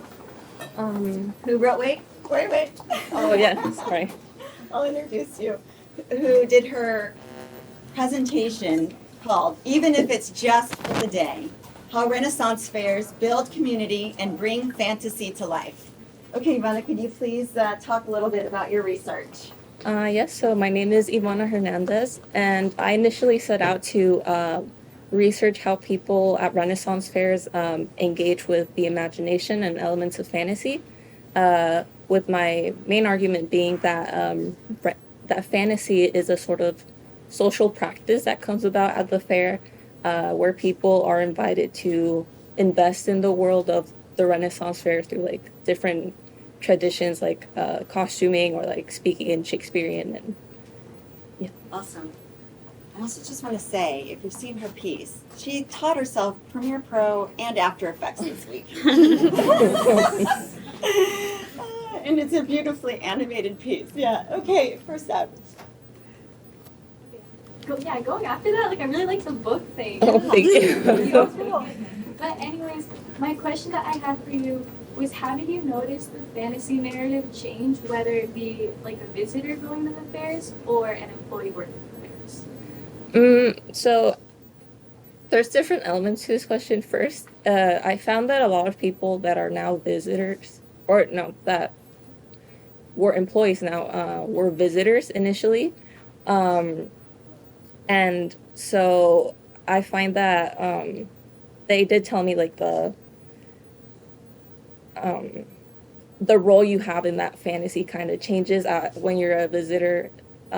You're kind of like more passively receiving it, and then you just have to like extend it. But as a worker, you're kind of trying to like convince other people to like participate in this like other world. So I think it's definitely much more. It's two different sides of like the same interaction, but the fact that people go from visitor to worker to visitor again so often, I think says that it's all part of the same process that people enjoy. I hope that answered your question. Jesse. Hi, I really enjoyed your piece. Thank Great presentation. I was really surprised at the history behind the Renaissance Fair that was created by Pacifica Radio, and it was a social commentary.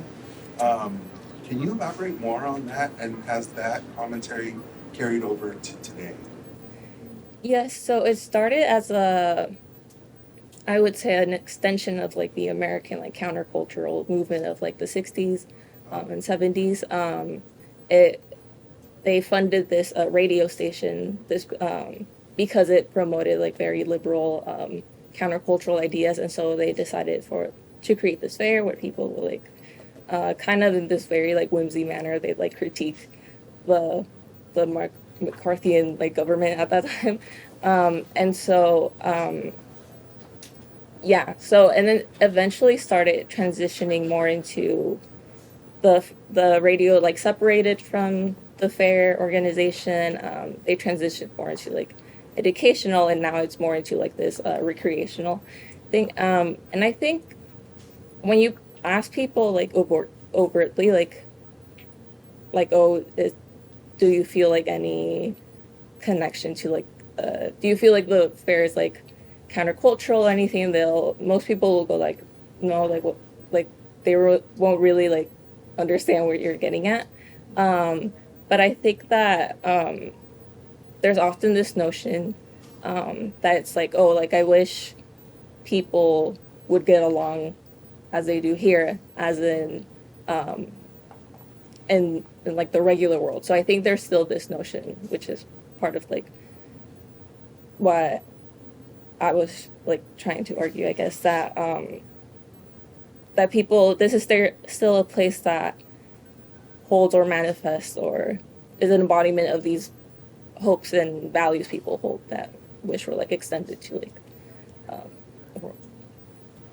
I feel like commonly with fantasy and that kind of genre, it's commonly associated with a feeling of like escapism. I was wondering if through your research and talking with participants, if you had like that kind of concept played any part, and specifically if certain like social cultural like difficult times, if the Ren Fair experienced like an increased participation associated with that as people strive for that escapism.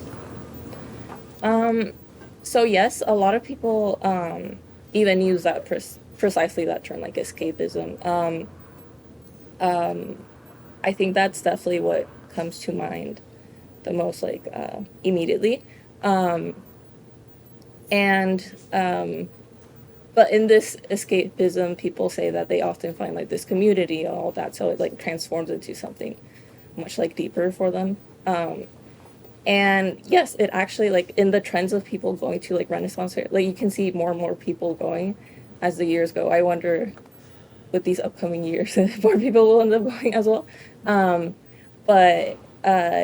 Yeah, so there is a trend, I think, of more people going precisely because of those reasons. And they're actually trying to appeal to that side a bit more as well. I've heard that they're trying to make it into like a sort of like Disneyland situation. But that's driven the community slightly away because it's making it more like commercialized, you know? So it's taking away this like... That's your next study. Yeah. Can I ask a question? Christina. Can I ask a question? I've had the honor of reading your thesis, and I'm curious if your experience with participant observation of dressing up as an elf or a fairy had transformed your belief or fantasy within your experience as a researcher at the Ren Fair. Yes, so I think, thank you for the lovely question. Initially, part of why I was interested in this project as well was because we usually think of fantasy as this very like private, personal thing, like, oh, I just like imagine stuff in my head or read something and daydream. So at the fair, it's like, it's very out there in a way.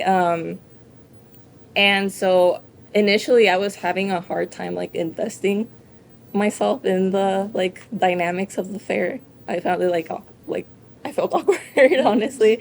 Like people were very like outwardly like role playing and like acting out as different characters, and I felt like overwhelmed.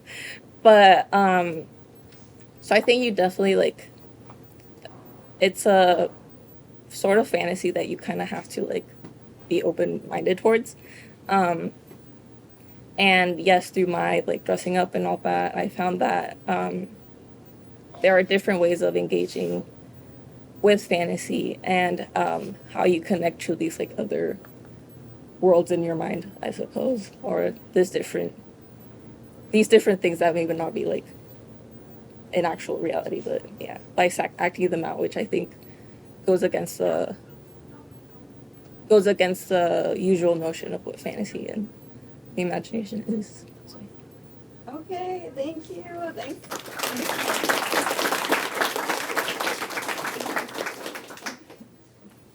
Okay, I heard Mom went to the Ren Fair too. Oh yeah. It was kind of at first, but then I loved it. We'll have to get your take on that later. Okay, next up, penultimate speaker, we have Victoria. And Victoria's presentation is called Trilithium to Even Your Flow, Civic Engagement and Resource Extraction in California's Salton Sea. So Victoria, please present or talk about your research a little bit. Yeah, so my research explores the ecological disaster that is California's Salton Sea and how rural communities on the north coast of the Salton Sea deal with what they perceive to be an absence of government, and how that like exists in context of like the existential threat of living there, namely the harsh environment, and also the fact that it's the largest lithium deposit in the world, and how there are currently like initiatives to extract all that lithium. And yeah, that's where we were. All right, first question. Okay. I watched your video. Thanks. And I stopped at Salton Sea. Like, how did you get motivated to go really smelly place in the desert? It's not smelly. I'm gonna start there. The first thing I have to say about the Salton Sea is it's not smelly, and I think people are dramatic. But I was originally inspired because Petra Collins, who is she's a famous photographer now. She did Olivia Rodrigo's music videos. But about 10 years ago, she did a photo shoot at the Salton Sea, specifically at Salvation Mountain, which is one of the first few clips that was shown. And I was really fascinated with it, and I like looked it up. And then you like start getting more and more into it, and I just had way more questions, just like, how does this happen? How do we just kind of completely mismanage this? And after like going out there on a road trip, I was like, I really just have a lot of questions that I need to answer, and I just needed to talk to the people there and ask them myself. So that really is just the impetus for it. Yeah. Yes. We have sorry. Oh, we were going to get a question online. Yeah. Jason? Is it Jason? Yep. Okay. Hi. Hi, Jason.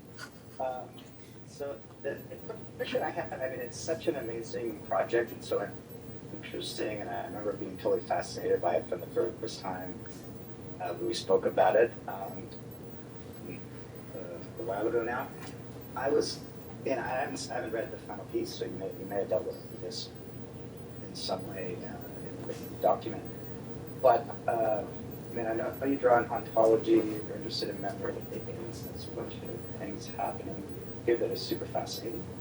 But I think, and maybe this is more like a comment, and then you can kind of riff off it if you want. But I was really taken by the fact that your primary mentor, Jason DeLeon, with his work, this idea that the terrain or the landscape can be weaponized and used as a weapon is a really powerful part of his first book.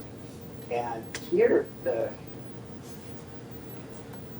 environment and terrain is so complex. So, and it isn't in Jason's work too, but here I'm just thinking, on the one hand, for some folks, it's a space of potentiality and flourishing, where someone can see, half what was at a Salton Sea, lithium mud bath or something, and they feel like this is a positive thing for them to experience that swim in the Salton Sea. But that it's also, on the weaponization side, the way that it's been neglected and the way in which it's been kind of made into a form of slow death, a la Lord of the Lawns, they're just not going to do anything. And if people want to live there, they can keep living there, but they're going to die. It's going to be what we that can happen to them by being so proximate to that kind of pollutant. But then this kind of shift with, Musk becoming interested in the lithium deposits and the land once again becoming kind of commodity, and that all of those layers are there simultaneously. I think it's just such a powerful piece of the ethnography. So I guess that's my comment. And then maybe you can react to that, or if that's something you dealt with in the broader thesis, that's fantastic too.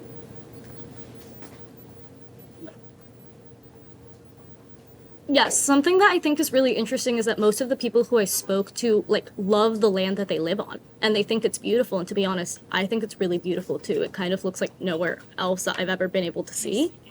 Can I speak louder? Okay, yeah. I think it's really beautiful, and I think that there is this duality of people loving this thing that is hurting them. Like the air there, because of the DDT and because of the pollutants, it is literally toxic. So and people there have 3 times the rates of asthma and just chronic health conditions overall. And yeah, I think that that's really where the hauntology comes in, where just people don't want to acknowledge these things, but they're living with them every day. And how do you make sense of that, turning away from something because you can't bear to imagine that this thing that causes you joy could also be causing you such harm. Oh my gosh, so many things. Jessica, I think your hand was up. Sorry. Thank you so much for this.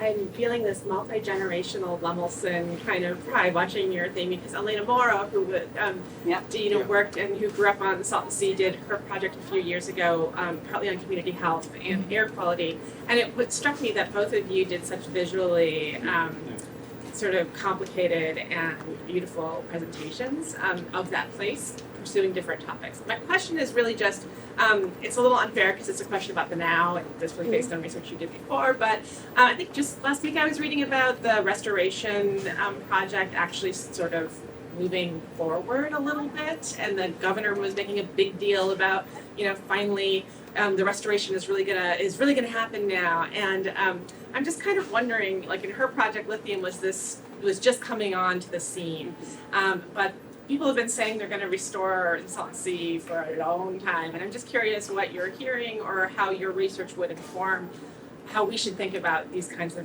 announcements from the governor's office. I'm hearing that's my post-grad plan. I'm no, it's senators, both Congress people, Adam Schiff and Anthony Padilla, who represents San Diego and just that region in general. They're the ones who are interested in those initiatives. And no, that is actually just my post-grad plan. So I'll let you know in 6 months. Yeah, we have Victoria Newhall online from one Victoria to another.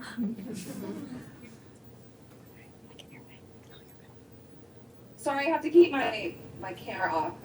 But anyway, I loved reading about your project. It was really awesome. I went to the Salton Sea back in 2015. So it was really cool to see how you're bringing this project to life. One question I have is, in your research both at Slab City and in Bombay Beach, what was your experience at all with anyone living on the reservation nearby? Or was there any sort of intersection that you came across in terms of the landscape now and maybe how it was, millennia ago as speaking with people, or if there's any sort of intersection between people living on the reservation around Salton Sea and then the folks in Slab City and in Bombay Beach?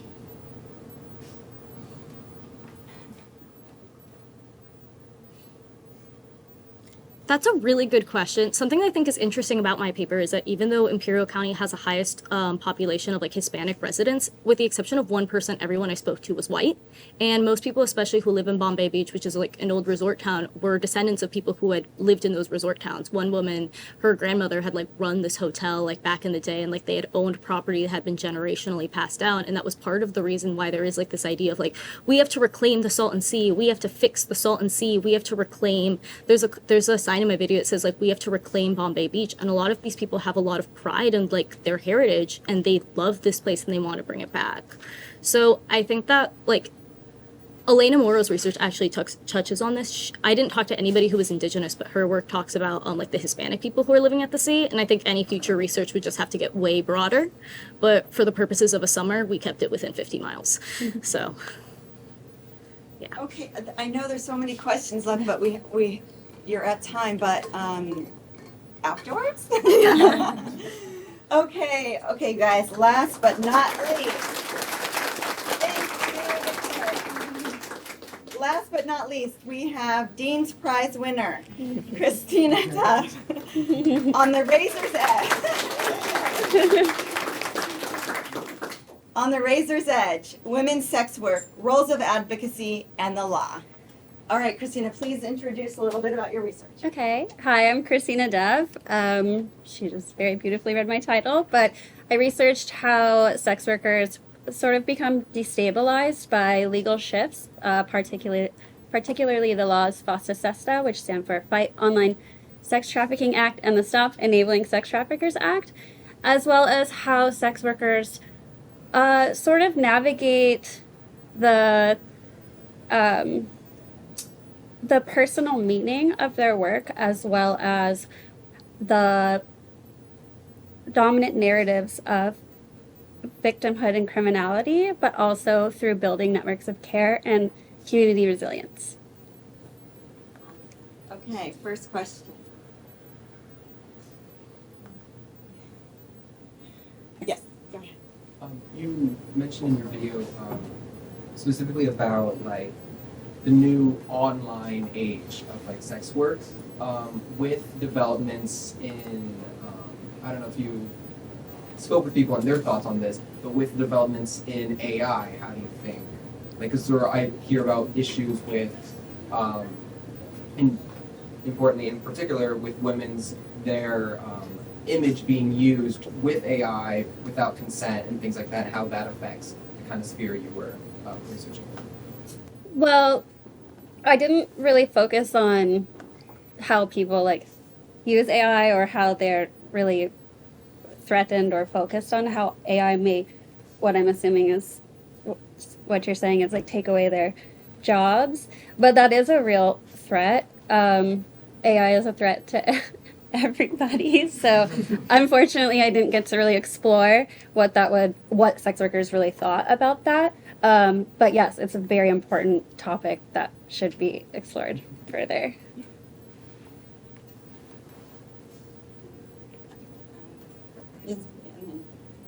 I really enjoyed your presentation, so thank you for that.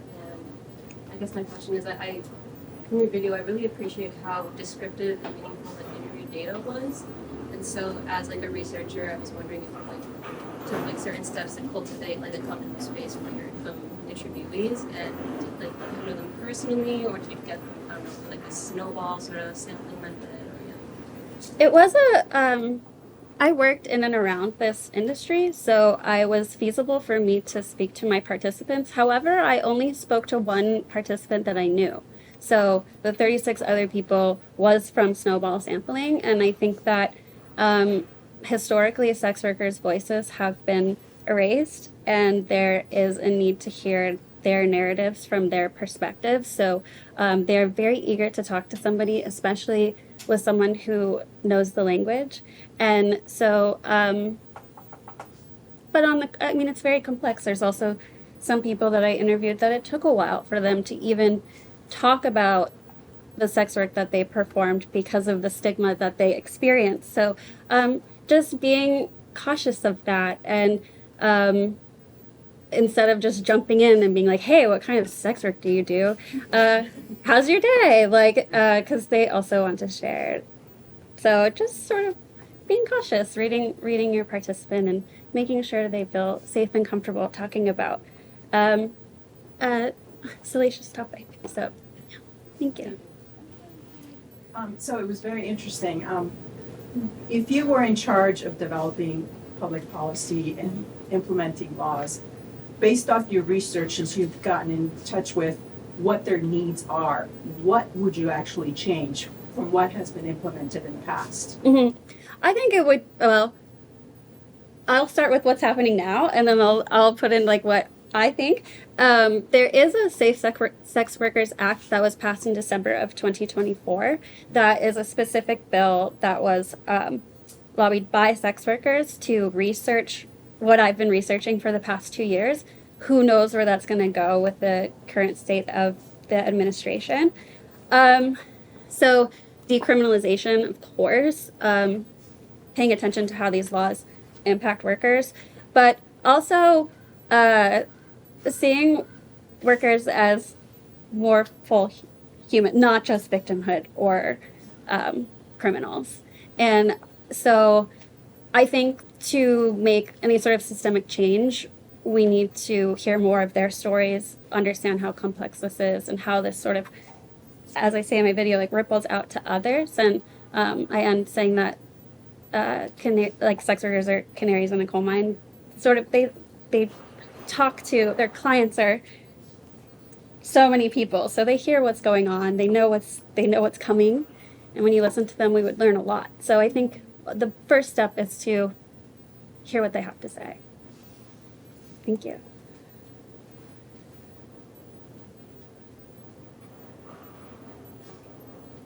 A large part of your project is obviously the intersection between the state and sex workers. I'm curious if, after your research, what do you make of the new #Take It Down initiative by the government, and how do you think that'll affect not? I know your project isn't on AI, but how do you think that might affect women and anyone who's in this industry? Is this referring to like the porn, like removing porn off the internet? Yes. Okay. Well, I'm going to plug Heather Berg right now. She does her research on porn work, sex labor, like capitalism. She's also teaching at UCLA, which is really awesome. So, but that's hard to say, because if you remove sex workers, where are the men going to go that like use porn for any sort of whatever services they use it for? So it makes me nervous that if we continue to like erase sex workers from the digital footprint, how will that ripple into real life? I don't have the answers for that. I wish I knew more, but it's concerning. Time for one more question. One more, last question. Yeah, Jessica. This, and of course her advisor. It was such a spectacular piece of work, Christina, and really just thrilling to work on this with you. Toward the end, as you said, you talked about the canary in the coal mine, and in the presentation, you focus on the digital aspects, gig workers, digital economies, etc. What else would you like to say about other ways, aside from digital, that the kinds of questions that your participants raised and things you analyze actually touch people very broadly and raise issues that a lot of people face who may not, at first glance, understand the commonality? Well, thank you for that question, Jessica. I think that as we face a recession and as gig work and precarious labor is more prominent, as well as the lack of resources for women, as well as the growing wage gap between men and women, people in general are pushed to more precarious labor. Therefore, women are, and sex work is is a very economical and viable option for that. So I think that not just in the digital space, but paying attention to what that means in real life and how you could see yourself in that position. Also with feminized labor, whether through your own like heteronormative relationships or just precarious labor in general. So thank you. So working on that part. Okay, you guys, that is it. Thank you.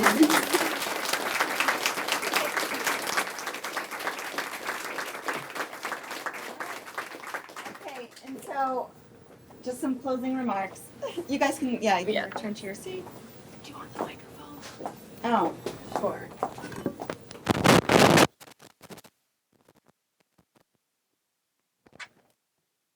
right. Well, thank you everyone for your support, the great energy, sitting here with us in this hot, hot heat, and all of your fantastic questions, both in person and online. Thank you, thank you, thank you.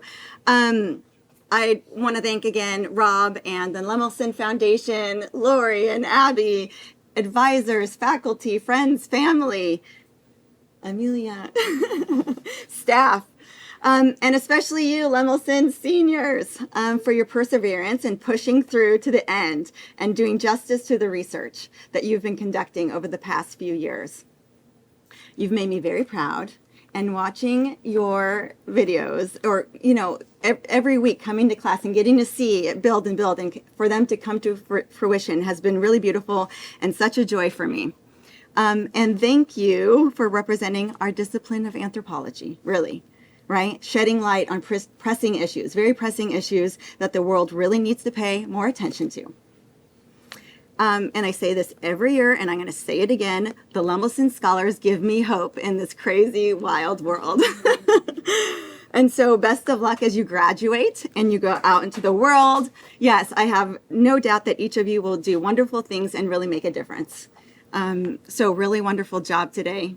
Thanks and congrats for all of your hard work that you've put in for the past few years. And that's it. Goodbye. Thank you very much. Thank you, everybody. Let's celebrate.